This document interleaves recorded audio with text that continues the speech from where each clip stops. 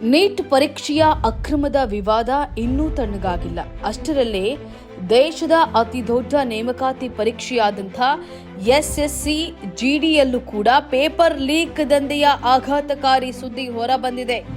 ಸುಮಾರು 46 ಲಕ್ಷ ಅಭ್ಯರ್ಥಿಗಳು ಬರೀತಾ ಇರುವಂತಹ ಈ ಪರೀಕ್ಷೆಯಲ್ಲಿ ಸಿಸ್ಟಮ್ ಹ್ಯಾಕ್ ಮಾಡಿ ಪರೀಕ್ಷೆ ಬರೆಸ್ತಾ ಇದ್ದಂತಹ ಹೈಟೆಕ್ ಸಾಲ್ವಾರ್ ಗ್ಯಾಂಗ್ಗಳನ್ನ ಪೊಲೀಸರು ಬಂಧಿಸಿದ್ದಾರೆ.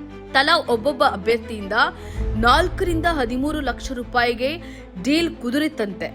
ಉತ್ತರ ಪ್ರದೇಶ ಮತ್ತು ಬಿಹಾರದ ಹಲವು ಕೇಂದ್ರಗಳಲ್ಲಿ ತಾಂತ್ರಿಕ ದೋಷದ ನೆಪ ಹೇಳಿ ಪರೀಕ್ಷೆ ರದ್ದು ಮಾಡಲಾಗಿದ್ದು, 100 ಕಿಲೋಮೀಟರ್ ದೂರದಿಂದ ಬಂದಿದ್ದಂತಹ ವಿದ್ಯಾರ್ಥಿಗಳು ಬೇದಿಗಿಳಿದು ಭಾರಿ ಆಕ್ರೋಶವನ್ನ ವ್ಯಕ್ತಪಡಿಸ್ತಾ ಇದ್ದಾರೆ.